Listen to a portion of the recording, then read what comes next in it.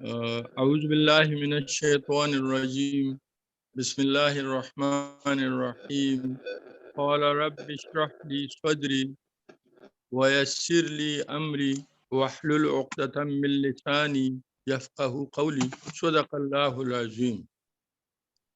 میں سب شرکاء کو خوش آمدید کہتا ہوں اور ہمارے مربی محترم پروفیسر محمد ایوب صاحب کا مشکور ہوں۔ وہ ہمارے اس پروگرام میں اور اس گروپ ڈسکشن میں ہمارے مربی ہیں۔ اس گروپ ڈسکشن جو ہے مولانا ابوالعلا مودودی کی کتاب سود پہ جاری ہے۔ اس کا پہلا گروپ ڈسکشن پہلے اتوار کو 8 جنوری کو ہوا اور اس میں جو پہلا باب تھا اسلام، سرمایہ داری اور اشتراکیت کا اصولی فرق، اس پہ گروپ ڈسکشن ہوئی اور اس میں جو کیپٹلزم، نظام سرمایہ داری اور نظام اشتراکی، اس پہ کچھ بات ہوئی تھی، کچھ سوالات بھی آئے تھے اور ان سوالات کا جواب بھی اس بار ہمارے مربی انشاءاللہ دیں گے، کچھ مزید سوالات بھی آئیں گے۔ اس بار اس کتاب کے دوسرے حصہ جو دوسرا چیپٹر ہے وہ بہت اہم ہے کہ یہ جو دوسرے نظام ہے، کیپٹلزم ہے اور سوشلزم ہے اور کمیونزم ہے، اس کے مقابلے میں اسلام کا نظام معیشت کیا ہے، اس کے بارے میں اس بار گروپ ڈسکشن ہے۔ تو اس کے پہلے حصے کی پریزنٹیشن ہمارے محترم بھائی ڈاکٹر سلیم غوری، جو صوبہ پنجاب سابق پی ممبر صوبائی صدر رہ چکے ہیں، وہ اپنے خیالات کا اظہار کریں گے، اس کی پریزنٹیشن ہوگی اور اس کے دوسرے حصے پر ڈاکٹر عثمان صاحب کی پریزنٹیشن ہوگی اور آخر میں سوال و جواب کی نشست ہوں گی۔ تو میں دعوت دیتا ہوں محترم ڈاکٹر سلیم غوری صاحب کو کہ وہ اپنی پریزنٹیشن کا آغاز کریں۔ بسم اللہ الرحمن الرحیم، الحمدللہ رب العالمین والصلاة والسلام علی رسول الکریم۔ اچھا، میں نے اپنی پریزنٹیشن شیئر کر دی ہے، کیا آپ لوگ دیکھ سکتے ہیں پریزنٹیشن؟ جی دیکھ رہے ہیں، دیکھ رہے ہیں؟ جی ہاں، نظر آ رہی ہے جی ٹھیک ہے، بالکل جی نظر آ رہی ہے جی الحمدللہ۔ جیسا کہ عبدالعزیز ضیاء صاحب نے بتایا کہ ہمارا یہ اسٹڈی سرکل سید ابوالعلا مودودی کی کتاب سود کے اوپر جاری ہے اور آج ہم اس کے جو چیپٹر اس کا ہے اسلامی نظام معیشت اور اس کے ارکان، اس کے اوپر ہم جو ہے وہ گفتگو کریں گے۔ دو چیزیں ابتدا میں اس کی میں نے بریف سی وہی چیزیں اس میں لکھی ہیں جو سید مودودی نے اپنی کتاب میں بیان کی ہیں کہ اسلام اپنے نظام معیشت میں اخلاقی اصولوں سے بھی کام لیتا ہے تاکہ افراد کو رضاکارانہ اطاعت پہ تیار کیا جا سکے، اور پھر قانونی احکام بھی بیان کرتا ہے جس سے کہ حدود اور بندشیں وہ نافذ کی جا سکیں اس اسلامی نظام معیشت کے لیے، اور یہی رضاکارانہ، یہی اخلاقی اصول اور قانونی احکام اس نظام معیشت کے قوائم و ارکان ہیں۔ اسلامی نظام معیشت کے مولانا نے 7 ارکان بیان کیے ہیں۔ سب سے پہلے اکتساب مال کے ذرائع میں جائز اور ناجائز کی تفریق، نمبر 2 پہ مال جمع کرنے کی ممانعت، نمبر 3 پہ خرچ کرنے کا حکم، نمبر 4 پہ زکوٰۃ، نمبر 5 پہ قانون وراثت، نمبر 6 پہ غنائم جنگ اور اموال مفتوحہ کی تقسیم، اور نمبر 7 پہ اقتصاد کا حکم۔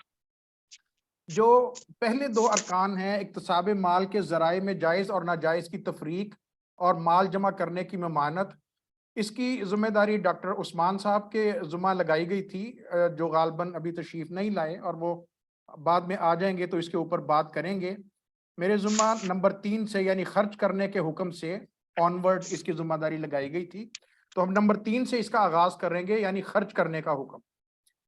یہ بات یاد رکھنے کی ہے کہ اسلام میں خرچ کرنے کا حکم یا انفاق کا حکم یہ غیر مشروط نہیں ہے، بلکہ یہ فی سبیل اللہ کی شرط کے ساتھ مشروط ہے۔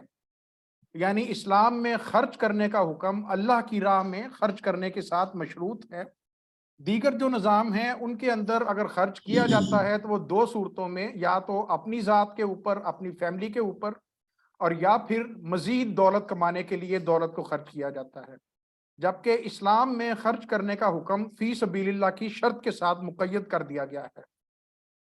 اس کے آگے جو مختلف آیات کے حوالے مولانا نے بیان کیے ہیں وہ، اور جس طرح کے طاہر صاحب نے مجھے ہدایت کی تھی، میں نے پھر کچھ اضافی آیات بھی اس میں شامل کی ہیں۔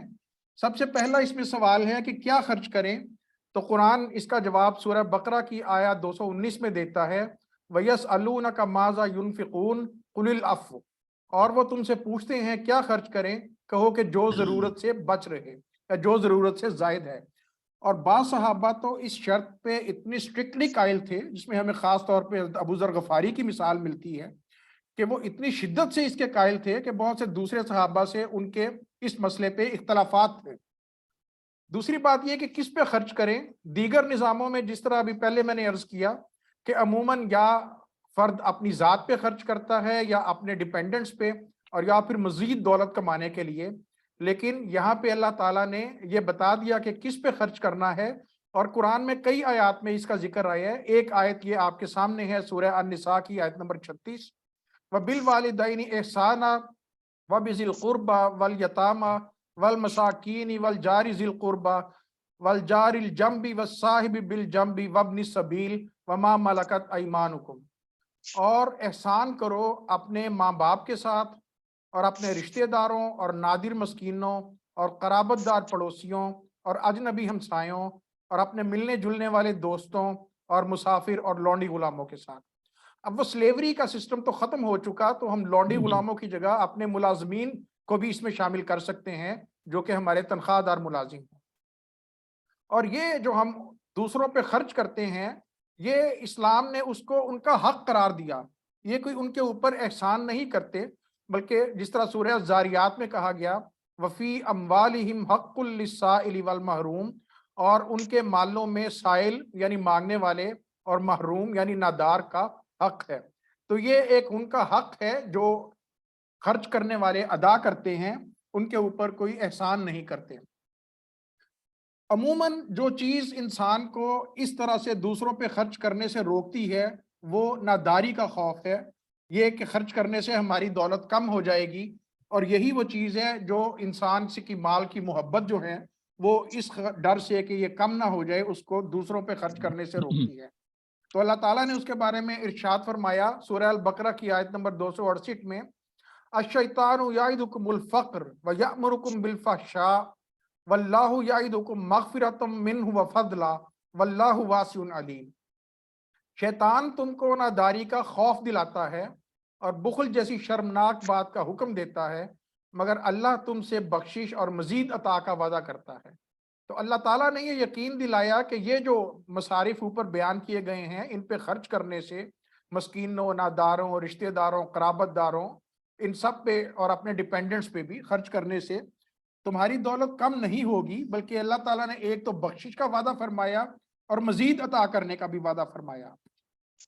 اور اس کے بارے میں مزید وضاحت کچھ آیات میں آئی، جیسے سورہ البقرہ کی آیت نمبر 272 میں، وَمَا تُنْفِقُوا مِنْ خَيْرٍ يُوَفَّ إِلَيْكُمْ وَأَنْتُمْ لَا تُظْلَمُونَ، اور تم نیک کاموں پر جو خرچ کرو گے وہ تمہیں پورا پورا واپس ملے گا اور تم پر ظلم نہیں کیا جائے گا۔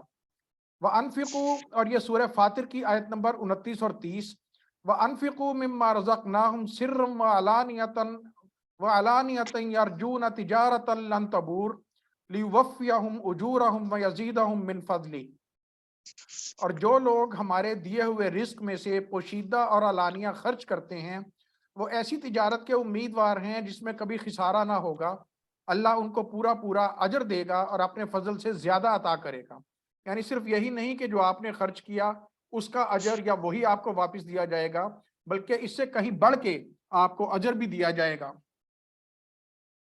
اسی طرح سے عام ایک تصور یہ ہے کہ جو سود پہ دولت دی جاتی ہے دوسروں کو قرض کے طور پہ، وہ دولت بڑھانے کے لیے دی جاتی ہے، اور ویسے صدقات میں خرچ کرنے سے دولت کم ہوتی ہے، جبکہ اللہ تعالیٰ قرآن حکیم میں اس کے الٹ بتا رہے ہیں۔ سورہ البقرہ کی آیت نمبر 276 میں، یمحق اللہ الربا ویربی الصدقات، اللہ سود کو مٹاتا ہے اور صدقات کو بڑھاتا ہے۔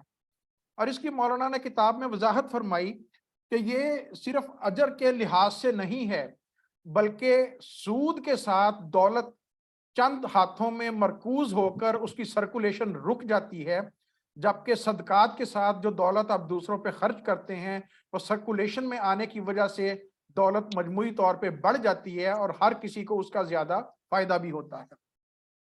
اسی طرح سے یہ بھی اللہ تعالیٰ نے بتا دیا کہ کون سے اموال ہیں جو بڑھتے ہیں۔ یہ سورہ الروم کی آیت نمبر 39، وما آتیتم من ربا لیربو فی اموال الناس فلا یربو عند اللہ وما آتیتم من زکات تریدون وجہ اللہ فاولئک هم المضعفون۔ اور یہ جو تم سود دیتے ہو تاکہ لوگوں کے اموال میں اضافہ ہو، تو اللہ کے نزدیک وہ ہرگز نہیں بڑھتا، بڑھوتی تو ان اموال کو نصیب ہوتی ہے جو تم اللہ کے لیے زکوٰۃ میں دیتے ہو۔ اس سے بڑھ کے مزید یہ جو ہے توجہ دلائی گئی اور اس پہ لوگوں کو لانے کی کوشش کی گئی کہ اگر قرض دار کو آپ نے کسی کو قرض دیا ہے اور وہ ادا نہیں کر سکتا تو اس کو مزید مہلت دیں، اور اگر اس سے بھی زیادہ بہتر یہ ہے کہ اگر وہ ادا نہیں کر سکتا تو آپ اس کو معاف ہی کر دیں۔ سورہ البقرہ کی آیت نمبر 280 میں کہا گیا وَإِن كَانَ ذُو عُسْرَةٍ فَنَظِرَةٌ إِلَىٰ مَيْسَرَةٍ وَأَن تَصَدَّقُوا خَيْرٌ لَكُمْ إِن كُنتُمْ تَعْلَمُونَ۔ اور اگر قرض دار تنگ دست ہو تو اس کی حالت بہتر ہونے تک اسے مہلت دے دو، اور اگر معاف کر دو تو یہ تمہارے لیے زیادہ بہتر ہے، اس کا فائدہ تم سمجھ سکتے ہو اگر تم علم رکھتے ہو۔ ایک اور چیز جو دوسرے نظاموں میں ہے کہ وہ یہ کہ اگر کوئی انفاق دوسروں پر کرتا بھی ہے، خرچ کرتا ہے، تو اس کے اندر بہت بڑا ایلیمنٹ اس کے دکھاوے اور شہرت کا ہے کہ وہ دنیا میں ایک فلانتھروپسٹ کی حیثیت سے جانا جائے، جبکہ اسلام ریاکاری سے منع کرتا ہے، اور ریاکاری تو جس طرح حدیث میں آیا کہ اعمال کو تباہ کر دیتی ہے۔ یہ سورہ بقرہ کی آیت نمبر 264 ہے کالذی ينفق مالہ رئاء الناس ولا یؤمن باللہ والیوم الآخر فمثلہ کمثل صفوان علیہ تراب فأصابہ وابل فترکہ صلدا لا یقدرون علی شیء مما کسبوا۔ جس طرح وہ شخص جو اپنا مال لوگوں کے دکھاوے کے لیے خرچ کرے اور اللہ پر ایمان رکھے نہ قیامت پر، اس کی مثال اس صاف پتھر کی طرح ہے جس پر تھوڑی سی مٹی ہو، پھر اس پر زوردار میم برسے اور اس کو بالکل صاف اور سخت چھوڑ دے۔ ان ریاکاروں کو اپنی کمائی میں سے کوئی چیز ہاتھ نہیں لگتی۔ اس کے ساتھ ساتھ اسلام نے یہ انفاق کرنے کی خوش دلی سے کرنے کی ترغیب دی، مارے بندے نہیں بلکہ خوش دلی سے کرنے کی۔ سورہ بقرہ کی آیت نمبر 265 وَمَثَلُ الَّذِينَ يُنْفِقُونَ أَمْوَالَهُمُ ابْتِغَاءَ مَرْضَاتِ اللَّهِ وَتَثْبِيتًا مِّنْ أَنفُسِهِمْ كَمَثَلِ جَنَّةٍ بِرَبْوَةٍ أَصَابَهَا وَابِلٌ فَأَتَتْ أَكُلَهَا ضِعْفَيْنِ فَإِن لَّمْ يُصِبْهَا وَابِلٌ فَطَلٌّ۔ اور ان لوگوں کی مثال جو اپنا مال اللہ تعالیٰ کی رضامندی کی طلب میں دل کی خوشی اور یقین کے ساتھ خرچ کرتے ہیں، اس باغ جیسی ہے جو اونچی زمین پر ہو اور زوردار بارش اس پر برسے اور وہ اپنا پھل دگنا لائے، اور اگر اس پر بارش نہ بھی پڑے تو فوار ہی کافی ہے۔ اسی طرح سے صدقات کو اعلانیہ یا چھپا کر کرنے دونوں طرح ترغیب دی کی، کیونکہ کئی دفعہ جو اعلانیہ ہے وہ دوسروں کو ترغیب دلانے کا باعث بنتا ہے۔ سورہ بقرہ کی آیت نمبر 271 میں ان تبدوا الصدقات فنعما ہی وان تخفوها وتؤتوها الفقراء فهو خیر لکم۔ صدقات علانیہ دو تو یہ بھی اچھا ہے، لیکن اگر چھپا کر دو اور غریب لوگوں تک پہنچاؤ تو یہ زیادہ بہتر ہے۔ اسی طرح سے یہ بھی کہا گیا کہ اپنے مال میں سے نکما اور خراب مال نکال کر اس کا انفاق نہ کرو، بلکہ پاک اور اچھا مال نکال کر اس کا انفاق کرو۔ سورہ بقرہ کی آیت نمبر 267 میں انفقوا من طیبات ما کسبتم ومما اخرجنا لکم من الارض ولا تیمموا الخبیث۔ تم نے جو کچھ کمایا ہے اور جو کچھ ہم نے تمہارے لیے زمین سے نکالا ہے اس میں سے عمدہ اموال کو راہ خدا میں صرف کرو، نہ یہ کہ بدتر مال چھانٹ کر اس میں سے دینے لگو۔ اور اس کے ساتھ پھر احسان جتانے اور باتوں سے یا تان و تشنیع کرنوں سے سختی سے منع کر دیا گیا۔ سورہ بقرہ کی آیت نمبر 264 میں لا تبطلوا صدقاتکم بالمن والاذی، اپنے صدقات کو احسان جتا کر اور اذیت پہنچا کر ملیہ میٹ نہ کرو۔ تو یہ انفاق خالصتاً اللہ کے لیے ہونا چاہیے، جیسا کہ سورہ الدہر یا سورہ الانسان کی آیت نمبر 8 اور 9 میں کہا گیا وَيُطْعِمُونَ الطَّعَامَ عَلَى حُبِّهِ مِسْكِينًا وَيَتِيمًا وَأَسِيرًا إِنَّمَا نُطْعِمُكُمْ لِوَجْهِ اللَّهِ لَا نُرِيدُ مِنْكُمْ جَزَاءً وَلَا شُكُورًا۔ اور اللہ کی محبت میں مسکین اور یتیم اور قیدی کو کھانا کھلاتے ہیں اور کہتے ہیں کہ ہم تو اللہ کے لیے تم کو کھلاتے ہیں، ہم تم سے کسی جزا اور شکریہ کے خواہش مند نہیں۔ یہ کچھ اضافی آیات جو میں نے اس میں شامل کی، سورہ الحدید کی آیت نمبر 7 کہ یہ جو مال ہم خرچ کرتے ہیں یہ اللہ ہی کا دیا ہوا مال ہے، یہ کوئی ہمارا اپنی کوئی خصوصیت نہیں ہے کہ ہم نے یہ مال کما لیا۔ آمنوا باللہ ورسولہ وانفقوا مما جعلکم مستخلفین فیہ فالذین آمنوا منکم وانفقوا لهم اجر کبیر۔ ایمان لاؤ اللہ اور اس کے رسول پر اور خرچ کرو ان چیزوں میں سے جن پر اس نے تمہیں خلیفہ بنایا ہے۔ اللہ ہی نے تمہیں یہ اختیار دیا ہے ان چیزوں کے اوپر، اللہ ہی نے یہ چیزیں عطا کی ہیں۔ جو لوگ تم میں سے ایمان لائیں گے اور مال خرچ کریں گے ان کے لیے بڑا اجر ہے۔ پھر انفاق کی مثال قرآن میں ایک سورہ بقرہ کی آیت نمبر 261 میں واضح کی گئی، مثل الذین ينفقون اموالهم فی سبیل اللہ کمثل حبۃ انبتت سبع سنابل فی کل سنبلہ مئۃ حبۃ واللہ یضاعف لمن یشاء واللہ واسع علیم۔ جو لوگ اپنے مال اللہ کی راہ میں صرف کرتے ہیں ان کے خرچ کی مثال ایسی ہے جیسے ایک دانہ بویا جائے اور اس کی 7 بالیں نکلیں اور ہر بال میں 100 دانے ہوں۔ اسی طرح اللہ جس کے عمل کو چاہتا ہے بڑھا دیتا ہے اور اللہ وسعت والا اور جاننے والا ہے۔ اور انفاق نہ کرنے کو ہلاکت سے تعبیر کیا گیا، سورہ البقرہ کی آیت نمبر 195، وَأَنفِقُوا فِي سَبِيلِ اللَّهِ وَلَا تُلْقُوا بِأَيْدِيكُمْ إِلَى التَّهْلُكَةِ۔ اللہ کی راہ میں خرچ کرو اور اپنے آپ کو اپنے ہاتھوں ہلاکت میں نہ ڈالو، یعنی اگر خرچ نہیں کرتے اللہ کی راہ میں تو یہ ہلاکت کا باعث ہے۔ اور پھر جس طرح پہلے ذکر ہوا کہ احسان جتلانے کی ممانت کر دی گئی سورہ بقرہ کی آیت نمبر 262 میں، الذین ينفقون اموالهم فی سبیل اللہ ثم لا یتبعون ما انفقوا منا ولا اذلهم اجرهم عند ربهم ولا خوف علیہم ولا هم يحزنون۔ جو لوگ اپنے مال اللہ کے راستے میں خرچ کرتے ہیں پھر انہوں نے جو خرچ کیا اس کے پیچھے نہ کسی طرح کا احسان جتلاتے ہیں اور نہ تکلیف پہنچاتے ہیں، ان کے لیے ان کا اجر ان کے رب کے پاس ہے اور ان پر نہ کوئی خوف ہوگا اور نہ وہ غمگین ہوں گے۔ اسی طرح سورہ البقرہ کی آیت نمبر 263 میں کہا گیا، قول معروف ومغفرۃ خیر من صدقۃ یتبعھا اذی۔ اچھی بات اور معاف کر دینا اس صدقے سے بہتر ہے جس کے پیچھے کسی طرح کا تکلیف پہنچانا ہو۔ اور یہ انفاق صرف خوشحالی میں ہی نہیں بلکہ تنگی کی حالت میں بھی کرنے کا کہا گیا، جیسے کہ حدیث میں بھی آتا ہے کہ اپنے آپ کو آگ سے بچاؤ چاہے ایک کھجور کا صدقہ دے کے۔ کہ سورہ آل عمران کی آیت نمبر 134، الذین ینفقون فی السراء والضراء والکاظمین الغیظ والعافین عن الناس واللہ یحب المحسنین، جو خوشحالی یا بدحالی ہر حال میں اپنا مال خرچ کرتے ہیں اور غصہ پی جاتے ہیں اور لوگوں کو معاف کر دیتے ہیں اور اللہ احسان کرنے والوں کو پسند کرتا ہے۔ یہ سورہ منافقون کی آیت نمبر 10 ہے جس میں اس کا ذکر ہے کہ جب آدمی مرنے کا قریب ہوگا تو اس وقت خواہش کرے گا کہ مجھے کیوں نہ کچھ اور مہلت مل گئی کہ میں صدقہ کرتا۔ وَأَنفِقُوا مِمَّا رَزَقْنَاكُم مِّن قَبْلِ أَن يَأْتِيَ أَحَدَكُمُ الْمَوْتُ فَيَقُولُ رَبِّ لَوْلَا أَخَّرْتَنِي إِلَىٰ أَجَلٍ قَرِيبٍ فَأَصَدَّقَ وَأَكُن مِّنَ الصَّالِحِينَ۔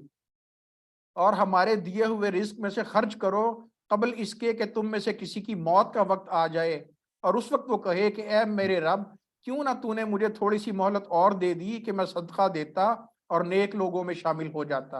اور اس کے آگے 11ویں آیت میں کہا گیا کہ جب کسی کا وقت آ جائے تو پھر اسے مہلت نہیں دی جاتی۔ اس حوالے سے خرچ کرنے کے حوالے سے میں یہ آخری آیت آپ کے سامنے رکھ رہا ہوں اور یہ ایک خاص واقعے کی بیک گراؤنڈ میں ہے۔ سورہ نور کی آیت نمبر 22 ہے، وَلَا يَأْتَلِ أُولُو الْفَضْلِ مِنْكُمْ وَالسَّعَةِ أَنْ يُؤْتُوا أُولِي الْقُرْبَى وَالْمَسَاكِينَ وَالْمُهَاجِرِينَ فِي سَبِيلِ اللَّهِ وَلْيَعْفُوا وَلْيَصْفَحُوا أَلَا تُحِبُّونَ أَنْ يَغْفِرَ اللَّهُ لَكُمْ وَاللَّهُ غَفُورٌ رَحِيمٌ۔ تم میں سے صاحب فضل اور صاحب وسعت لوگ اس بات کی قسم نہ کھا بیٹھیں کہ اپنے رشتہ دار مساکین اور مہاجرین فی سبیل اللہ کی مدد نہ کریں گے، انہیں معاف کر دینا چاہیے اور درگزر کرنا چاہیے۔ کیا تم نہیں چاہتے کہ اللہ تمہیں معاف کرے؟ اور اللہ معاف کرنے والا اور رحم کرنے والا ہے۔ اس کی بیک گراؤنڈ میں واقعہ یہ ہے کہ حضرت ابوبکر صدیق رضی اللہ تعالیٰ عنہ کا ایک عزیز تھا مستح بن اثاثہ، اس کا نام مستح بن اثاثہ آیا ہے، اور یہ بہت نادار اور مفلوق الحال شخص تھا، اور اس کے گھریلو اخراجات پورے کرنے کے لیے حضرت ابوبکر صدیق رضی اللہ تعالیٰ عنہ باقاعدگی سے اس کو مالی طور پر بھی مدد کرتے تھے، اور اس کے گھر میں راشن اور اس قسم کی چیزوں کا بھی باقاعدہ ماہانہ بنیادوں پر انتظام کرتے تھے۔ جب حضرت عائشہ پر الزام والا واقعہ ہوا تو یہ ان لوگوں میں شامل ہو گیا جنہوں نے بڑھ چڑھ کر حضرت عائشہ کے متعلق باتیں کی، الزام لگائے، تان و تشنیع سے کام لیا۔ اس نے کسی قرابت داری کا لحاظ نہ رکھا، اور جو احسان حضرت ابوبکر صدیق اس پہ کیا کرتے تھے اس کا بھی لحاظ نہ کیا۔ تو حضرت ابوبکر صدیق رضی اللہ تعالیٰ عنہ کو بڑا دکھ پہنچا، اور انہوں نے قسم کھا لی کہ یہ صورتحال کلیئر ہو جائے تو میں آج کے بعد پھر آئندہ میں اس پہ کوئی احسان نہیں کیا کروں گا، اس کی کوئی مدد نہیں کیا کروں گا۔ اور اسی طرح کچھ اور صحابہ نے بھی ان لوگوں کے بارے میں جنہوں نے اس تان و تشنیع میں حصہ لیا تھا ان کے حوالے سے قسم کھا لی کہ وہ ان کی مدد نہیں کیا کریں گے۔ تو اللہ تعالیٰ نے یہ آیت نازل فرمائی کہ تم میں سے صاحب فضل اور صاحب وسعت لوگ اس بات کی قسم نہ کھا بیٹھیں کہ اپنے رشتہ دار، مساکین اور مہاجرین فی سبیل اللہ کی مدد نہ کریں گے، انہیں معاف کر دینا چاہیے اور درگزر کرنا چاہیے۔ کیا تم نہیں چاہتے کہ اللہ تمہیں معاف کرے؟ اور اللہ معاف کرنے والا اور رحم کرنے والا ہے۔ تو یہ ترغیب دی گئی کہ یہ انفاق ذاتی رنجشوں کو بھلا کر کریں، اور اس آیت کے نازل ہوتے ہی حضرت ابوبکر صدیق رضی اللہ تعالیٰ عنہ نے اپنی قسم سے رجوع کر لیا اور اپنے اس قرابت دار کی مدد میں پہلے سے اضافہ کر دیا۔ بعض کہتے ہیں کہ دگنا کر دیا یا سگنیفیکنٹ اضافہ کر دیا۔ تو یہ خرچ کرنے کے حوالے سے کچھ مختصر باتیں جو باقی 3-4 اور اس میں ارکان بیان کیے گئے ہیں نظام معیشت کے۔ اس سے اگلا ہے زکوٰۃ۔ یہ زکوٰۃ ارکان اسلام میں سے ایک رکن ہے، اور یہ نماز کے بعد دوسرا اہم رکن ہے۔ قرآن میں متعدد مقامات پر نماز اور زکوٰۃ کا اکٹھا ذکر آیا ہے۔ یہ سورہ توبہ کی آیت نمبر 103 ہے، خذ من اموالہم صدقۃ تطہرہم وتزکیہم بہا۔ اے نبی صلی اللہ علیہ وسلم، ان کے اموال میں سے ایک صدقہ وصول کرو جو ان کو پاک کر دے اور ان کا تزکیہ کرے۔ صدقہ وصول کرو حکم کے معنی میں، یعنی یہ ایک لازمی صدقہ قرار دیا گیا، فرض قرار دیا گیا، اور ان کو پاک اور تزکیہ کرے سے یہ بھی ظاہر ہو گیا کہ یہ زکوٰۃ ادا کیے بغیر جو مال بچا کر رکھا ہے وہ پاک نہیں ہوگا، جو ایک حد سے زائد ہے وہ پاک نہیں ہوگا جب تک کہ زکوٰۃ نہیں ادا کی جائے گی۔ سورہ توبہ کی آیت نمبر 60 میں مصارف زکوٰۃ بیان کر دیے گئے، انما الصدقات للفقراء والمساکین والعاملین علیہا والمؤلفۃ قلوبہم وفی الرقاب والغارمین وفی سبیل اللہ وابن السبیل فریضۃ من اللہ۔ صدقات تو فقیروں کے لیے اور مسکینوں کے لیے اور ان کے وصول کرنے والوں کے لیے، اور جن کی تالیف قلب مطلوب ہو، اور گردن چھڑانے کے لیے، اور قرض داروں کے لیے، اور اللہ کی راہ میں خرچ کے لیے، اور مسافروں کے لیے ہیں، اللہ کی طرف سے فرض ہے۔ یہ بات واضح ہو گئی کہ یہ فرض صدقہ یعنی زکوٰۃ کی بات کی جا رہی ہے۔ اگلی چیز جو اسلامی نظام معیشت کے ارکان میں سے ہے وہ ہے قانون وراثت، اور یہ ایسا قانون وراثت ہے کہ دنیا کے کسی نظام میں اس کی مثال نہیں ملتی۔ اس پہ عمل کیا جائے تو بڑی سے بڑی جاگیر بھی 2 یا 3 نسلوں کے اندر بالکل بکھر جاتی ہے۔ یہ ارتکاز زر کے انسداد کے لیے یہ رکھا گیا، مال کے ایک جمع اکٹھے ہونے سے روکنے کے لیے، اور اس کے ذریعے مال کی درجہ بدرجہ رشتہ داروں میں تقسیم کا اہتمام کیا گیا۔ کوئی وارث نہ ہونے کی شکل میں پوری قوم کے لیے بیت المال میں شامل کیا جانا اس میں شامل ہے۔ یہ کسی ایک جگہ دولت سمٹنے میں سب سے بڑی رکاوٹ ہے، اور یہ دولت کے پھیلاؤ اور گردش زر میں آسانی پیدا کرتی ہے۔ جو اگلا رکن بیان کیا گیا اس کتاب میں اسلامی نظام معیشت کا وہ ہے غنائم اور اموال مفتوحہ کی تقسیم، اور یہ سورہ انفال میں بیان کیا گیا 4 حصے، جو بھی غنائم یعنی مال غنیمت ہوں اور ان کے اموال کی تقسیم اس طرح کے 4 حصے فوج میں تقسیم کے لیے رکھ لیے جائیں، اور ایک حصہ قومی مسالے کے لیے۔ سورہ انفال کی آیت نمبر 41، وَاعْلَمُوا أَنَّمَا غَنِمْتُم مِّن شَيْءٍ فَإِنَّ لِلَّهِ خُمُسَهُ وَلِلرَّسُولِ وَلِذِي الْقُرْبَى وَالْيَتَامَى وَالْمَسَاكِينِ وَابْنِ السَّبِيلِ۔ جان لو کہ جو کچھ تم کو غنیمت میں ہاتھ آئے اس کا 5واں حصہ اللہ اور اس کے رسول اور اس کے رشتہ داروں اور یتامہ اور مساکین اور مسافروں کے لیے ہے۔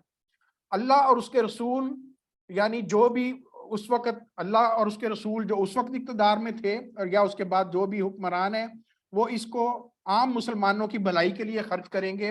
رشتہ داروں کا, اللہ کے رسول کے رشتہ داروں کا, کیونکہ ان کو زکوٰۃ میں کوئی حصہ نہیں رکھا گیا تھا تو ان کا حصہ اس میں رکھا گیا, اور پھر یتیم اور مساکین اور مسافر.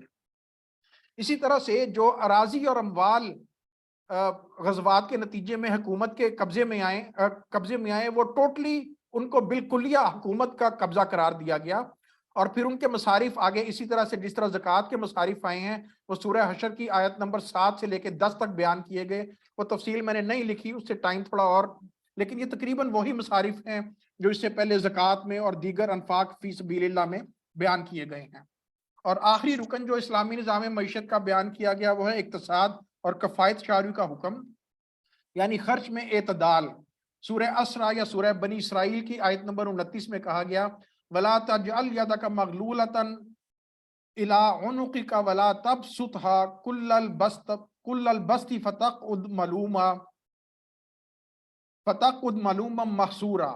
نہ اپنے ہاتھ کو گردن سے باندھے رکھو کہ کھلے ہی نہیں, اور نہ اس کو بالکل کھول دے کہ بعد میں حسرت زدہ بن کر بیٹھا رہ جائے. اسی طرح سورہ الفرقان کی آیت 67 میں کہا گیا والذین اذا انفقوا لم یسرفوا ولم یقتروا وکان بین ذلک قواما. اور وہ جب خرچ کرتے ہیں تو نہ اسراف کرتے ہیں نہ بخل برتتے ہیں, بلکہ ان کے درمیان معتدل رہتے ہیں. یہ صرف ان آیات پہ اکتفا نہیں کیا گیا, بلکہ اسراف کو روکنے کے لیے اقدامات بھی کیے گئے, جیسے کہ جوا, شراب, زنا, ان کو حرام قرار دیا گیا, کیونکہ یہی وہ کچھ مدیں ہیں جن میں کہ بہت مال ضائع کیا جاتا ہے. اس طرح سے موسیقی, جمالیات, زر و جواہر کے زیورات, چاندی سونے کے ظروف, تصاویر اور مجسموں کے, ان پہ بھی ریسٹرکشنز لگائیں گئی, لیمیٹیشنز لگائیں گئی احکامات کے ذریعے, تاکہ اسراف کے ممکنہ جو اس کے ہیں راستے ان کو بند کیا جا سکے. یہ کچھ چیزیں تھیں جو میں نے آپ کے سامنے رکھی اس حصے کے بارے میں جو میرے ذمہ لگایا گیا تھا. اس چیپٹر کے آخر میں مولانا نے ایک سوال کی شکل میں ایک چیز رکھی ہے کہ آپ یہ سارے ارکان کا مطالعہ کرنے کے بعد بتائیں کہ اسلام جس کی روح ہی دوسرے کی انفاق فی سبیل اللہ اور دوسرے کی مدد کے اوپر ہے, اس نظام کی, اس کے اندر کسی طرح بھی سود کی گنجائش نکل سکتی ہے. اور آپ کسی طرح بھی غور کر لیں, اس سارے نظام میں آپ کو سود کی کہیں گنجائش نظر نہیں آئے گی. اقول قولی ھذا واستغفر اللہ لی ولکم ولسائر المسلمین والمسلمات. جزاک اللہ خیر. جزاک اللہ. جزاک اللہ محترم ڈاکٹر سلیم غوری صاحب. آپ نے اپنے حصے کی پریزنٹیشن کی ماشاءاللہ حق ادا کی, آپ نے مطالعہ کیا اور ہمیں مستفید فرمایا. ڈاکٹر عثمان صاحب اگر پارٹیسپیٹ ہے ہمارے ساتھ میں تو اس کے ذمہ ڈاکٹر صاحب میں نے ڈاکٹر عثمان صاحب کو فون کیا ہے, ان کو وہاں راولہ کوٹ میں آج سگنل کے کسی ایشو کی وجہ سے کنیکٹیویٹی میں پرابلم, وہ ابھی تک میٹنگ میں شامل نہیں ہو پائے. ان کی جگہ شاید ڈاکٹر ندیم کشمیری صاحب سے انہوں نے کہا تھا اگر وہ کچھ اس پہ کر پائے ہوں تو ان سے پوچھ لیتے ہیں, نہیں تو ہم اسی گفتگو کو جاری رکھتے ہیں. یہاں ہم باقی شرکاء کیونکہ سب کے لیے ساتھ یہ مٹیریل تو شیئر کیا گیا تھا, پھر پریزنٹیشن نہ بھی ہو تو باقی سب سے جو پہلے دونوں سیگمنٹ ہے اس کے بارے میں انپٹ لے لیتے ہیں. اچھا, تو ان کے متبادل ڈاکٹر ندیم صاحب. جی ندیم صاحب میٹنگ میں شامل تو ہیں, اگر وہ کچھ کہنا چاہیں, انہوں نے دیکھ کے کچھ تیار کیا ہو. جی ندیم کشمیری صاحب. جی اطاہر بھائی, اس میں مجھے تو چونکہ بہت لیٹ اطلاع ملی تھی اور جہاں میرے پاس کوئی کتاب بھی نہیں تھی, میں گھر پہ نہیں ہوں, میں پنڈی آیا ہوں, کسی کے گھر پہ ہوں, تو تیاری تو نہیں ہو سکی, میں صرف سننے کے لیے شامل ہوا ہوں. آپ جاری رکھیں. اچھا ڈاکٹر طاہر بھائی, یہ مختصر حصہ ہے, آپ اجازت دے تو وہ میں شیئر کرتا ہوں. وہ حصہ جو ڈاکٹر عثمان کے ذمہ تھا. ہاں جی. ہاں, یہ جو چیپٹر 2 ہے اسلامی نظام معیشت اور اس کے ارکان کا, اس کے 2 حصے ہیں. پہلی بات یہ کہ اسلام ناجائز طریقوں سے منع فرماتا ہے کہ وہ تو آپ بالکل اس طریقے سے کچھ کمانا نہیں, اور جو جائز طریقوں سے آپ کمائیں گے اس میں بھی وہ آپ کو خرچ کرنے کی ترغیب دیتا ہے. ناجائز طریقوں سے جو لوگ مال کماتے ہیں یا ایسے طریقے سے مال کماتا ہے جو اس کے لیے تو جائز ہے، اس کے لیے منافع بخش ہے، لیکن اس سے کسی دوسرے شخص کو نقصان پہنچتا ہے، اس سے بھی اسلام منع فرماتا ہے اور حکم دیتا ہے کہ یا ایھا الذین آمنوا لا تأکلوا اموالکم بینکم بالباطل الا ان تکون تجارۃ عن تراض منکم ولا تقتلوا انفسکم ان اللہ کان بکم رحیما ومن یفعل ذلک عدوانا وظلما فسوف نصلیہ نارا۔ بہت سخت حکم ہے، اور یہ جو کسی کو دھوکہ دے کر کمانا ہے یا کسی دوسرے انسان کو نقصان پہنچا کر کمانا ہے، اس کے لیے اللہ تعالیٰ نے یہ لفظ، یہ آیت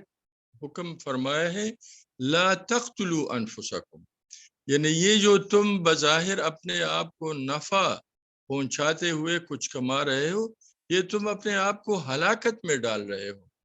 پھر اس کے دوسری معنی یہ بھی ہو سکتے ہیں، یہ جو تم اپنے بھائی کو نقصان پہنچا کر خود اپنے آپ کو نفع پہنچانے کی کوشش کر رہا ہو، وہ تو تمہارا بھائی ہے۔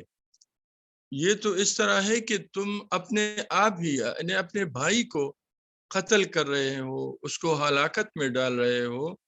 تو ناجائز طریقے سے جتنے بھی مال کمانے کے ذرائع ہے، اسلام نے اس پہ سخت پابندی رکھی ہے، اور اس کی جو فہرست دی ہے مولانا مودودی نے، مثلا رشوت ہے، بظاہر ایک انسان کو اس میں نفع ملتا ہے لیکن اس کی سخت ممانعت ہے۔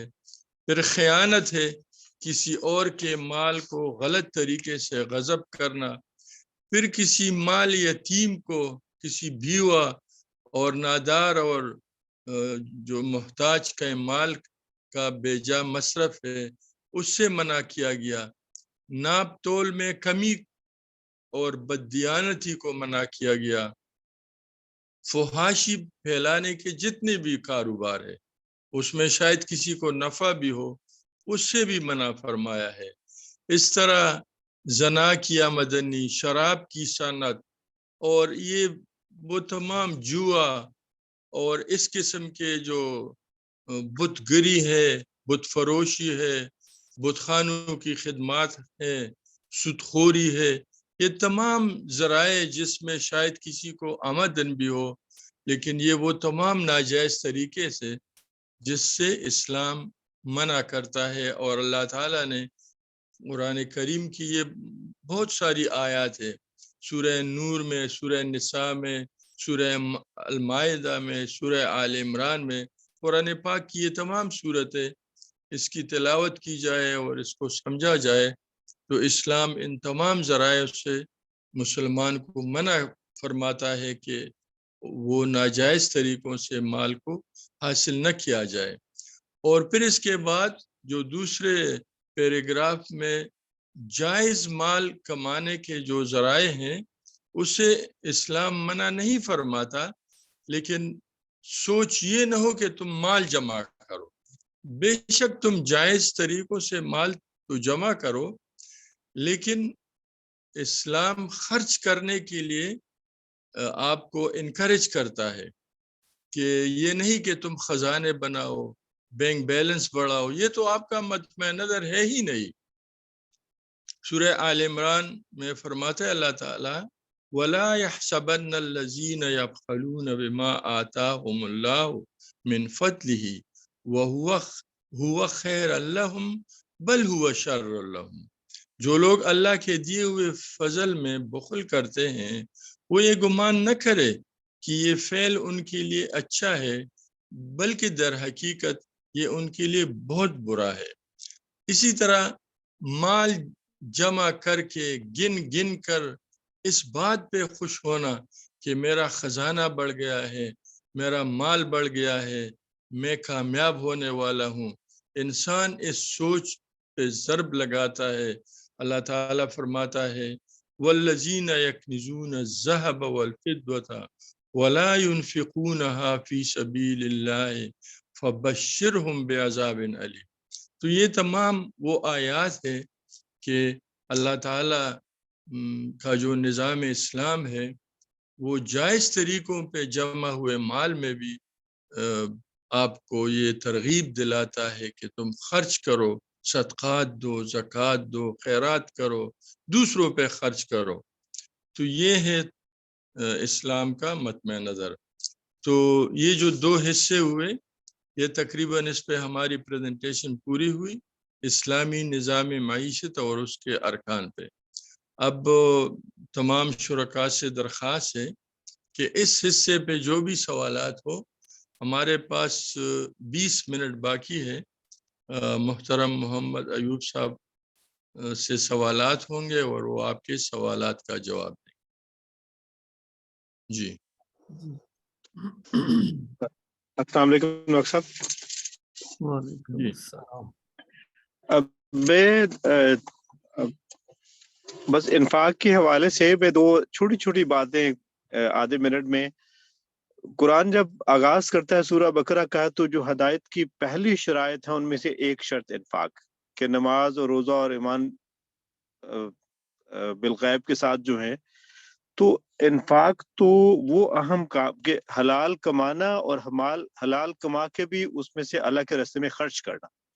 یہ وہ صفت ہے جو ایمان والے آدمی کے دل میں جب بیٹھے تو وہی اس کے لیے ہدایت کا راستہ کھولے گی، اور وہی اس کو اللہ سے جوڑے گی، اور وہی اس کی دنیا سے محبت کم کرے گی، اور وہی اس کو اللہ کے قریب بلند سے بلند تر کرتی جائے گی. بس اللہ ہمیں اس کی توفیق دے کہ ہم اس پہ عمل کرنے والے ہوں اور لوگوں کے لیے مثال بننے والے ہوں. ڈاکٹر کامران صاحب نے ہاتھ کھڑا کیا ہوا. جی ہاں، محمد کامران صاحب سوال. السلام علیکم. وعلیکم السلام. میرا سر ڈاکٹر صاحب سے ایک سوال ہے کہ یہ جو بخل ہے، بخل اس کی شرعی ڈیفینیشن کیا ہے؟ مطلب اگر ہم فی زمانہ دیکھیں، ہم بخیل کس انسان کو شریعت کے لحاظ سے بخیل کس کو کہتے ہیں؟ بخل کی ڈیفینیشن کیا ہے؟ جی بسم اللہ الرحمن الرحیم. بخل بنیادی طور پر یہ ہے کہ جیسے قرآن نے کہا نا کہ نہ تو اپنے ہاتھ کو بالکل اپنے گردن کے ساتھ جوڑ لو اور نہ اتنا کھلا چھوڑو کہ سب کچھ خرچ کر دو. بخل کا مطلب کہ دل اتنا تنگ ہے اور یہ سمجھتا ہے کہ انسان کہ میں نے کچھ خرچ کیا تو یہ میرا جو مستقبل ہے وہ تاریک ہو جائے گا. اچھا، اسی کے تحت پھر وہ 2 صورتیں پیدا ہوتی ہیں. ایک تو یہ ہے کہ وہ اپنے بچوں پر بھی خرچ نہیں کرتا، ٹھیک ہے، اور یہ ہم کہتے ہیں کہ یہ مال بچا بچا کے رکھ رہا ہے اور اس کو گن گن کر اور پھر کہے گا کہ جی میرا مال اتنا ہو گیا. لیکن اسلامک پرسپیکٹو میں جو اس کا پس منظر تھوڑا سا اور زیادہ وہ یہ ہے کہ اپنے آپ پہ تو بہت خرچ کرتا ہے، یعنی بعض دفعہ عیاشی بھی کرتا ہے، لیکن کسی دوسرے پر خرچ کرنے کی بات ہو اور ایسا ضروری خرچ ہو کہ وہ دیکھ رہا ہے کہ میرے جیسا ایک انسان جو ہے وہ رات کو بھوکا سویا ہے یا اس کی بنیادی ضرورت پوری نہیں ہو رہی، اس پہ بھی خرچ نہیں ہے، تو وہ بھی بخل میں آئے گا. بخل کا مطلب ہے کہ تنگ دلی. تو یہاں پہ جو قرآن نے جو ایک اجماعی طور پر یا جس کو ہم کہتے ہیں ایز اے ہول جو بات کی ہے وہ یہی ہے کہ اللہ کی راہ میں وہ خرچ کرتا ہے اور اس کے بعد اللہ کی راہ جو ہے وہ اس کو بڑے وسیع معنوں میں دیکھا گیا ہے. اور وہ جو ایک پوری فہرست آج ہم نے پڑھی، ڈاکٹر عثمان غوری صاحب نے بتائی، اس میں دیکھیں اپنے سب سے پہلے حتیٰ کہ کس کے لیے، اپنے ماں باپ. آپ اندازہ لگائیں کہ وہ پہلا جو تھا وہ والدین. اب اس کا مطلب یہ ہوا کہ ہمارے معاشرے میں تو پھر بھی اب کچھ صورتحال بہتر ہے، لیکن ایک ایسا کچھ حالات پیدا اب ہونے جا رہے ہیں اور مغرب میں تو ہیں کہ والدین کو بھی لوگ بوجھ سمجھتے ہیں. چلیں ہمارے ہاں اس میں کچھ بہتری ہے، لیکن اس کے ساتھ باقی رشتہ دار جو ہیں وہ تو رشتہ دار میں کون آتا ہے؟ وہ آپ کے بہن بھائی. تو اللہ کے نبی صلی اللہ علیہ وسلم کے دور میں اگر ایک شخص اپنے والدین کے ساتھ وہ یہ حسن سلوک اس طرح کا نہیں کر رہا یا اپنے رشتہ داروں کے ساتھ نہیں کر رہا اور اللہ کے نبی کو اس کا پتہ چلتا تو بہت ناراض ہوتے. تو چنانچہ یہ جو آپ کا کوشچن ہے اس کا مطلب یہ ہوا کہ بخل کا مطلب یہ ہے کہ اپنے آپ پر بھی ضرورت کے تحت خرچ کرنا یعنی اتنی ضرورت اس طرح کہ وہ فضول خرچی میں نہ آئے. اب اس میں پھر آئے گا کہ ایک تو بہت ہی ضروری چیزیں ہیں جو انسانی زندگی کو قائم رکھنے کے لیے، اور دوسری پھر ہیں اس میں بہتری کے لیے. یعنی آپ اچھا کھانا بھی، اچھی خوراک بھی، اچھے کپڑے بھی پہن سکتے ہیں، اور وہ بھی ایک ریلیٹیو ٹرم بن جائے گی کہ آپ اس طرح کریں کہ آپ کے ہمسائے، آپ کے دوست، آپ کے رشتہ دار، آپ کے ساتھ کام کرنے والے، اگر ان کو ضرورت ہے اور آپ پھر بہت ہی اچھا لباس پہن رہے ہیں تو وہ بھی اس میں آ جائے گا. تو بخل جو ہے وہ یہ کوئی اگر سمجھے کہ صرف اپنے آپ پہ نہ خرچ کرنا نہیں، بخل جو اسلامک ڈسپلن میں ہے وہ یہ ہے کہ بخل آپ محسوس کر رہے ہیں کہ ایک شخص آپ کا ہمسایہ، آپ کا رشتہ دار، اس کو ضرورت ہے، آپ اس پر خرچ نہیں کرتے، تو یہ بھی بخل کی مد میں آئے گا. صحیح. اچھا، اس میں ڈاکٹر صاحب میں نے ایک یہاں پہ فقہی اصطلاح میں ایک عالم سے پوچھا تھا نا، بہت سارے علماء سے ڈسکشن ہو جاتی ہے، تو وہ جی. کہہ رہے تھے کہ شرعی فقہی لحاظ سے اگر کوئی شخص صاحب نصاب ہے یا اس پہ زکوٰۃ واجب ہے اور وہ زکوٰۃ نہیں دیتا تو وہ ڈیفینیٹلی بخیل ہے. مطلب یعنی وہ باقی اپنے نماز بھی پڑھتا ہے اور باقی عبادات بھی کرتا ہے، لیکن وہ زکوٰۃ کے معاملے میں مطلب وہ جو فرض چیز ہے نا وہ ادا نہیں کرتا، تو یہ بخل میں آ گیا کہ یہ بخیل، کنفرم بخیل ہے. اگر وہ زکوٰۃ ادا کر دیتا ہے تو وہ بخیل نہیں ہے. جی ڈاکٹر صاحب، وہ دیکھیں بخل تو بہت بات کی بات ہے. وہ تو جیسے ابھی پریزنٹیشن میں بتایا گیا، وہ تو مال کمایا ہوا، حلال مال کمایا ہوا، وہ ناپاک ہو گیا وہ تو. جی میں مطلب اس اصطلاح میں نے کہا ایسے کوئی اصطلاح ہے کہ نہیں. مطلب کچھ علماء اس کو اس طرح لے رہے ہیں کہ جو بندہ مسلمان ہے، کلمہ پڑھتا ہے، نماز بھی پڑھتا ہے اور مسلمانوں کے ساتھ شریک بھی ہوتا ہے، جنازوں میں بھی جاتا ہے، لیکن وہ جو ہے نا زکوٰۃ نہیں دیتا، جس طرح کی زکوٰۃ ہے، یا کم دیتا ہے یا کچھ دے دیتا ہے، کچھ نہیں دیتا، تو یہ کنفرم بخیل ہے. اور جس بندے نے زکوٰۃ دے دی، یہ جو بات بالکل بجا فرما رہے ہیں، اصل مسئلہ جو بخل کا ہے یہ ہے مزاج کا. میں کسی ایک شخص کے پاس گزرا ہوں اور میں اس کو سلام نہیں کرتا، یہ سمجھتے ہوئے کہ میں تو اس کو جانتا نہیں ہوں اور میں سلام کروں گا تو پتہ نہیں وہ کیا سمجھے گا، تو یہ بتاتے خود یہ بھی بخل ہے. ٹھیک ہے نا. جب آپ یہ محسوس کر رہے ہوتے ہیں کہ میری میں کروں گا کسی کو تو شاید میری سامنے کو فرق پڑ جائے، تو یہ بخل ہے. تو بخل کا مطلب تنگ دلی تو جبکہ دین تو یہ کہتا ہے کہ آپ سارے انسان جو ہیں وہ ایک دوسرے کے ساتھ مل کے رہیں، ایک دوسرے کی ضرورت کا احساس کریں، اور جہاں بھی وہ مالی ہو، وہ اخلاقی پہلو ہو، کچھ بھی ہو، جہاں آپ اس ضرورت سے کم جو ہے وہ اپنا رویہ رکھیں گے جو کہ انسانی معاشرے کی ضرورت ہے، تو وہ بخل ہو جائے گا.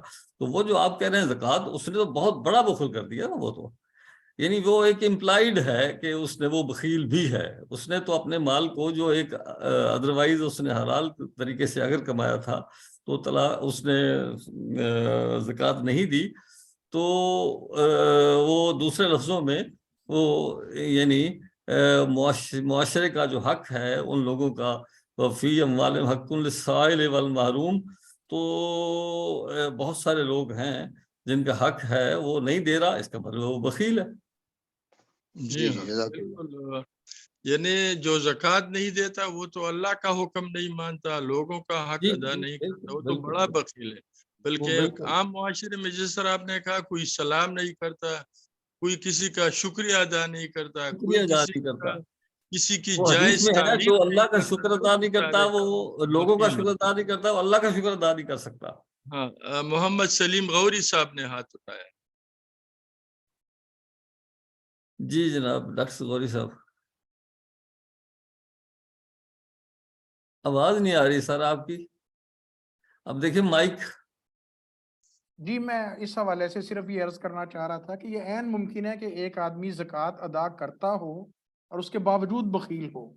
یعنی زکوٰۃ تو اس نے ایک اپنا فریضہ ادا کیا، لیکن اس کے باوجود اگر وہ دوسروں کی ضروریات کے لیے سخت حالات میں بھی ان کی مدد کرنے پہ تیار نہیں ہوتا تو وہ بخل سے کام لے رہا ہے. تو زکوٰۃ تو ایک فریضہ الگ سے ہے، تو یہ اپنی جگہ پہ بالکل ممکن ہے کہ زکوٰۃ دینے کے باوجود بھی آدمی بخیل ہو. صحیح. وہ سر دیکھیں نا، لاسٹ ٹائم میں نے ایک آپ کو ایک اس بات بتائی تھی کہ ایک شخص ہے وہ پیٹ بھر کے کھانا کھاتا ہے اور اس کا ہمسایہ بھوکا رہتا ہے تو اس کا ایمان نہیں ہے. حدیث یہ کہتی ہے کہ اس کا ایمان مکمل نہیں ہے. اب یہ دیکھیں یہ بھی بخل کا ایک اظہار ہو رہا ہے کہ اس کو پتہ بھی ہے کہ ایک انسان بغیر کچھ کھائے سو گیا ہے اور تو میرے پاس اگر ہے تو میں اس کو بچا کے رکھتا ہوں یا چھپا کے رکھتا ہوں. تو اس کا مطلب میرا دل اتنا سخت ہے, اتنا دل تنگ ہے, تو یہ بھی بخل کی ایک قسم ہے. صحیح. اچھا عزیز یا صاحب, میں نے ایک اور کوشچن بھی پوچھنا ہے. فرمائیے. یہ ہم چونکہ ڈاکٹر ہیں اور اکثر ڈاکٹرز ہمارے جو ہے نا پروسیجرز کرتے ہیں. اگر کوئی بندہ کسی پروسیجر میں ماسٹر نہیں ہے نا, اس نے پوری ٹریننگ پوری نہیں کی, ماسٹر نہیں ہے, اور وہ پھر بھی مریضوں کے ساتھ وہ کام کرتا ہے جس میں وہ ٹرینڈ نہیں ہے, جو ایفیشنسی لیول ہے اس کو ہونی چاہیے, تو یہ بھی تو یہ ناجائز طریقے میں مال کمانا آتا ہے کہ نہیں؟ مطلب مریض کو ولا تقتلوا انفسکم, جیسے آپ نے ابھی آیت پڑھی ہے نا کہ اللہ تعالیٰ فرماتا ہے کہ اپنے آپ کو ایک دوسرے کو قتل نہ کرو, ولا تقتلوا انفسکم. تو یہ تو بھی ایک دوسرے بندے کو نقصان پہنچانا ہے کہ آپ اس کو پورا ٹرین نہ ہو, آپ نے ٹریننگ حاصل نہیں کیا اور آپ مریض پہ تجربے کرتے ہو. تو میرا خیال ہے کہ ہم میں سے کچھ لوگ ایسے بھی ہیں جو پورے ٹرین نہیں ہوتے لیکن تجربے کرتے ہیں. یہ بھی ڈسکریج کرنا چاہیے ہماری تنظیم میں. ہم سب کو یا تو ان کو ٹریننگ کے لیے بھیجیں یا جو ہے نا تو مریضوں کو تاوان نہ دیں اس طرح. یہ بھی میرے خیال میں حلال طریقہ نہیں ہو سکتا. جی ڈاکٹر کامر صاحب, بڑی اہم بات کی طرف آپ نے توجہ دلائی. اور یہ تو یہاں تک ہے کہ میں کوئی بھی ایسا فیل کرتا ہوں جس سے مجھے تو بینیفٹ ہو رہا ہے لیکن دوسرے کا نقصان ہوتا ہے. اب دوسرے سے آج پہلے یہ تھا کہ میں جو کام کر رہا ہوں, میں جو کمائی کر رہا ہوں, کسی میرے ساتھ والوں کو نقصان ہو. اب آ کے نیا یعنی تھوڑا سا پچھلے کوئی 50 سال میں یہ جو نیا انوائرمنٹ کے حوالے سے آیا ہے, اور میں اگر کوئی فیکٹری لگائی ہوئی ہے جس سے میں انوائرمنٹ کو خراب کرتا ہوں, زمین میں ایسی چیزیں تیزاب اور چیزیں پھینکتا ہوں جیسے زمین جو اللہ نے بنائی ہے پیداوار کے لیے اس میں نقصان ہوتا ہے, تو اس کو بھی روکا گیا ہے. کجا ایک انسان جو ہے, تو مجھے اگر یہ پتا ہے کہ میں یہ کام نہیں کر سکتا, لیکن بعض دفعہ ایسی صورتحال ہو سکتی ہے دور گوٹھوں میں, دیہاتوں میں, پہاڑی علاقوں میں, اگر ایک ایسا شخص ہے جس کو کوئی پرابلم ہے اور ایک بہت ہی مستند اور ایسا ڈاکٹر موجود نہیں ہے, تو اس میں جو بھی ہوگا وہ اس کی ذمہ داری ہے. لیکن نوئنگلی, جانتے بوجھتے, مجھے نہیں پتا کہ اس کو اگر میں پیٹ کو چاک کر دوں گا, کھول دوں گا تو کیا ہوگا, تو وہ تو صاف ظاہر بڑی جاتی ہے. اور وہ صرف وہ یعنی ایک وہ تو یہی سمجھو کہ یہ ایک نافرمانی ہے. اللہ کا دین جو ہے وہ اس لیے ہے کہ کسی کو بھی آپ نقصان نہیں پہنچا سکتے, تو آپ اس سے ہٹ کے صرف اپنے اس فیس کے لیے کما رہے ہیں. تو میرے خیال میں ایسا بہت کم لوگ ہو سکتے کرتے ہوں, اگر کرتے بھی ہیں تو یہ بہت بری بات ہے. یہ ایک حدیث کا مفہوم بھی ہے کہ اگر کوئی ڈاکٹر کسی کا علاج کر رہا ہے اور اس علاج کی وجہ سے اس کو نقصان پہنچ رہا ہے تو اور وہ جانتا نہیں, وہ اس کے پاس اس کا علم نہیں ہے, تو اس پہ اس کا گناہ ہوگا. یہ تو واضح چیز ہے. اور آپ کی بات صحیح ہے کہ اس طریقے سے جو ڈاکٹر ہیں یا جو بھی ہے کسی بھی فیلڈ میں جو اس کا حق نہیں بنتا اور وہ دوسرے بندے کی لا علمی سے فائدہ اٹھا کر مال کما رہا ہے, یہ تو ناجائز طریقے ہیں. جی کوئی اور سوال؟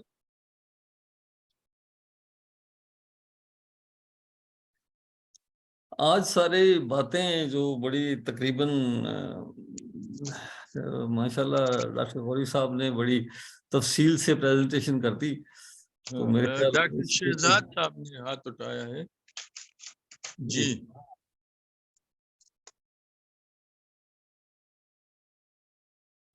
جی آپ سوال کریں.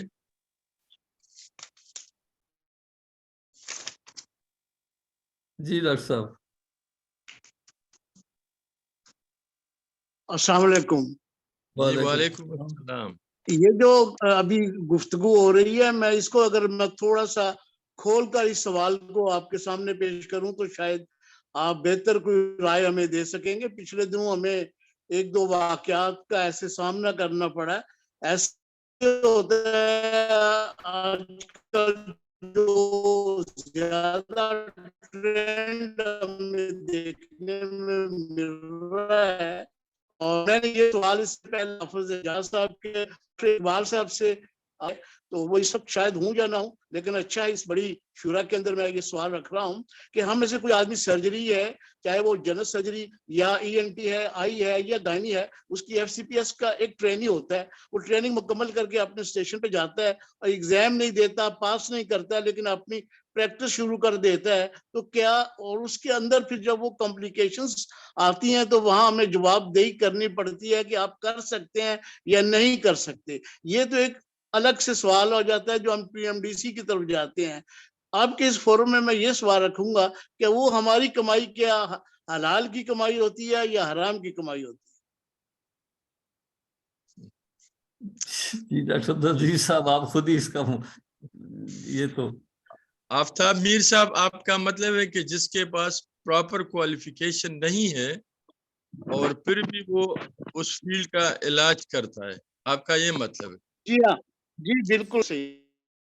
तो सही जवाब तो उलमा किराम देंगे। मेरा ख्याल ये है कि वो अपनी हैसियत के मुताबिक, जो उसका इल्म है, जो हुकूमत ने, कानून ने उसको इस पे सोच उसकी ले। हैसियत के मुताबिक ये बड़ा इजाजत सवाल दी है। ये हमें फेस करना पड़ रहा है। देखिए, बस फेस तो बहुत सारी चीजें हैं। हाँ, देखिए आप सीनियर डॉक्टर हैं, आपके साथ जो पीजी ट्रेनी है वो बेसिकली आपकी जिम्मेदारी है कि आप उसको, लेकिन उसने सीखना भी है। हाँ। तो अब ये अमल जो है ना सीखने वाला काम जो है ना, क्योंकि जैसे प्रैक्टिस शुरू करते हैं तो उस वक्त तो हमारे बहुत सारी चीजों का इदराक भी कम होता है, और शुरू के जमाने में बिल्कुल ऐसे होता है कि पता नहीं चलता, और जब कुछ 2-4 साल जब गुजर जाते हैं उसके बाद कोई हम बहुत सारी चीजों में पिकअप भी करते हैं। क्लिनिकल अप्रोच भी होती है, उसके साथ साथ ज़ाहिर लेबोरेटरी का भी प्रोसीजर होता है जिसमें भी कमी पेशी आ जाती है। तो मेरा ख्याल है कि इसमें कुछ न कुछ गुंजाइश होनी चाहिए अदीज़ भाई। शुरू के जमाने में डॉक्टर की जब ट्रेनिंग पूरी नहीं होती उस वक्त कुछ न कुछ प्रॉब्लम जरूर आते हैं हर एक के साथ। सर मेरे ख्याल में मेरा दो सवाल इश्यूज हैं ये है कि इसमें। जब आपने एक इम्तिहान फारिग हो गए ट्रेनिंग से और आपने 2-4 साल अटेम्प्ट ले लिया, पास नहीं हुए और ना पास करने का इरादा करते हैं, नीतन भी फिर छोड़ देते हैं, तो तब वो जो प्रैक्टिस आप कर रहे होते हैं, क्या वो आप अपने नाम के साथ स्पेशलिस्ट लिखने के जवाज है या नहीं है? सर इसमें दो, मेरे ख्याल में इसमें दो इश्यूज हैं, दो मतलब दो जहत हैं इस सवाल के। एक ये है कि सुपरवाइज्ड एक प्रोसीजर कोई कर रहा हो अंडर सुपरविजन, किसी ट्रेन बंदे के सुपरविजन के अंडर कर रहा हो, वो तो मेरे ख्याल में उसमें कोई कबाहत नहीं होनी चाहिए, because this is way how we learn.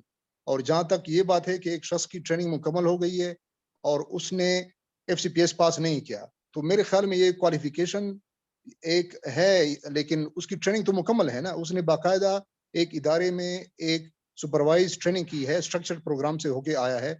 अब अगर वो उसके स्किल्स अच्छे हैं, उसका सफिशिएंट नंबर ऑफ एक्सपीरियंस हुआ है, उसका प्रोफिशिएंसी लेवल है, तो वो अगर समझता है कि वो कर सकता है और कुछ लोग अपने जो कोलीग्स हैं वो भी उससे मुतमईन है, तो मेरे ख्याल में इसमें कोई कबाहत नहीं होनी चाहिए कि एफसीपीएस है कि नहीं है। हाँ, अलबत्ता अगर एफसीपीएस किया भी है और उसके बावजूद वो प्रोफेशनल नहीं है, मतलब हाई स्किल एक प्रोसीजर है जिसमें वो फुली ट्रेंड नहीं है, मेरे ख्याल में एफसीपीएस करने के बाद भी उसको चाहिए कि वो प्रिविलेजेस के लिए कहीं और जाए, कहीं और जाके वहां से ट्रेन होके आए। मेरे ख्याल में ये ज्यादा कमरान, डॉक्टर कमरान जो हैं ये वजह फरमा रहे हैं, इसकी मिसाल ऐसी है जैसे फतवा देने वाला मुफ्ती जो होता है उसके बारे में कहा गया कि पहली बात तो यह है कि वो मुफ्ती सिर्फ वही बन सकता है जो दीन का बज़ाहिर नहीं बल्कि एक्चुअल इल्म रखता है, बल्कि कुछ लोग तो ये कहते हैं कि उनको अरबी ज़ुबान और उसमें सरफनाह भी आती हो फिर मुफ्ती बन सकता है। उसके बावजूद फिर कहा गया कि अगर एक मुफ्ती इज्तिहाद करके कोई अगर फैसला करता है, फतवा देता है, अगर तो ठीक हो तो उसका 2 अजर, और वो गलत हो तो उसको फिर भी नेकी मिल जाती है। ये जो बात है, इसी तरह इज्तिहाद और उसके बाद फिर फतवा, तो उससे अगर हम कयास करें तो यहाँ बात आती है कि एक शख्स ने पूरी कोशिश की, वो अगर एफसीपीएस नहीं कर सका, किसी वजह से उसने छोड़ दिया, लेकिन फिर वो अपनी पूरे दिल से, इत्मीनान से अपने किसी सुपरवाइजर को मिला के कोशिश करके करता है, تو میرے خیال میں وہ ٹھیک ہے اس کو. جی ہاں، جو آپ نے کہا اپنے اطمینان سے، اپنے دل سے، ہر ایک کے دل میں ایک مفتی ہے اور الاعمال بالنیات ہے، وہ اس نیت سے دوسروں کی علاج بھی کرے اور جو اس کا جائز وہ سمجھتا ہے. اچھا، کچھ سوالات میرے خیال میں ٹائم 4-5 منٹ ہے، 2-3 ساتھیوں نے شاید ہاتھ اٹھائے ہیں. کوئی اور سوال ہیں تو اس موضوع سے متعلق ہے کسی کے اور سوال؟ السلام علیکم. جی عزیز بھائی مجھے اجازت ہے؟ جی جی جی، ڈاکٹر طارق اسماعیل ہیں آپ؟ جی السلام علیکم عزیز جی بھائی. فرمائیے. اچھا، اس میں جی یہ ہے کہ ابھی یہ جو بات آپ فرما رہے ہیں نا کہ بغیر اس نے سند نہیں لی، FCPS کلیئر نہیں کیا، اس نے اپنے شعبے کا امتحان پاس نہیں کیا اور وہ پریکٹس کر رہا ہے، مرضی دے، لیکن پنجاب ہیلتھ کیئر کمیشن کے تحت جو مروجہ قوانین اس وقت چل رہے ہیں اس کے تحت وہ بندہ اپنی اس اسپیشلٹی کی انڈیپینڈنٹ پریکٹس نہیں کر سکتا. یہ جو ہمارے پاکستان کے قوانین ہیں، میں چونکہ پنجاب سے بلانگ کرتا ہوں، پنجاب ہیلتھ کیئر کمیشن کے تحت وہ بندہ، بس میری اسپیشلٹی پیتھالوجی ہے نا، اگر آپ پیتھالوجی میں ڈگری ہولڈر نہیں ہے، ایگزام پاس نہیں کیا تو آپ انڈیپینڈنٹ لیب رن نہیں کر سکتے. اب یہ علیحدہ بات ہے کہ 10 سال آپ کرتے رہے ہیں، نہیں ہوا، آپ نے تجربہ حاصل کر لیے.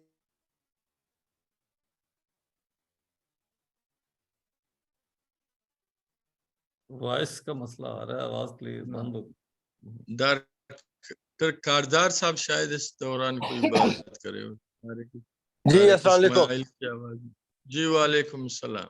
یہ اس کو میرا خیال ہے کہ شرعی اور اس کرتے ہوئے تھوڑی سی احتیاط کرنی چاہیے کہ ریجنل ایشوز ہیں ہمارے ہاں. یہ صحیح ہے اگر آپ نے ٹریننگ پوری کر لی ہے، سپروائز ٹریننگ، اور اگر آپ نے ایگزام پاس نہیں کیا تو وہ ہمارے ریسٹرکشنز ہوں گے. لیکن US میں اگر آپ نے ایک سرٹیفائیڈ ریزیڈنسی ٹریننگ پروگرام کر لیا ہے اور اگر آپ نے ایگزام پاس نہیں بھی کیا، you are allowed to practice as a specialist. صرف ریسٹرکشن یہ ہوگی کہ آپ ایکیڈیمک جو ہے رسپانسبلٹی نہیں لے سکتے، otherwise you are considered as a consultant in that specialty. So یہ ریجن پہ ویری کرتا ہے. جو ہے ہمارے ہاں جیسے طارق اسماعیل کہہ رہے ہیں، لیگل پوائنٹ آف ویو سے تو یہ صحیح ہے. جب تک آپ کے پاس کوالیفیکیشن نہیں ہے، آپ کیا کہتے ہیں لیگلی اس پہ کور نہیں ہے، لیکن فتویٰ اس پہ لگانا ہمارے لیے شاید مشکل ہو. صحیح ہے. ہاں، اس کا شرعی اسپیکٹ ایک ہوگا اور ملکی قوانین اور PMDC کے قوانین کچھ اور ہوں گے. تو ظاہر ہے یہ چیزیں تو اپنی اپنی جگہ پہ اس کی اہمیت ہے. اچھا، اس کے علاوہ ٹائم تقریباً پورا ہونے کو ہے. کوئی سوال ہے تو نیکسٹ انشاءاللہ پھر حرمت سود جو نیکسٹ چیپٹر ہے اس پہ انشاءاللہ اگلے اتوار کو گفتگو ہوگی. میں آپ سب کا شکریہ ادا کرتا ہوں، محترم پروفیسر محمد ایوب صاحب کا بھی. آپ دعا سے اختتام کریں پروفیسر صاحب. اللہم صلی علی محمد و علی محمد وبارک وسلم. اللہ ہمارے اس دوستوں نے جو بیان کیا، جو پڑھا، اس پر ہمیں خود عمل کرنے کی توفیق عطا فرما، اور یہ بھی کہ ہم اس کو آگے پھیلائیں تاکہ ہمارا معاشرہ جو ہے وہ اسلام کے جو بنیادی اس کے جو حصے ہیں، جو احکام ہیں، اس کے مطابق جو ہے وہ سارے انسان جو ہیں وہ فلاح حاصل کر سکیں. آخر دعوانا الحمدللہ رب العالمین وصلی اللہ علیہ وسلم محمد علیہ وسلم اجمعین برحمۃ اللہ الرحمن الرحیم. جی جزاک اللہ. جی جزاک اللہ. السلام علیکم. جی شکریہ بہت بہت. جی خدا حافظ.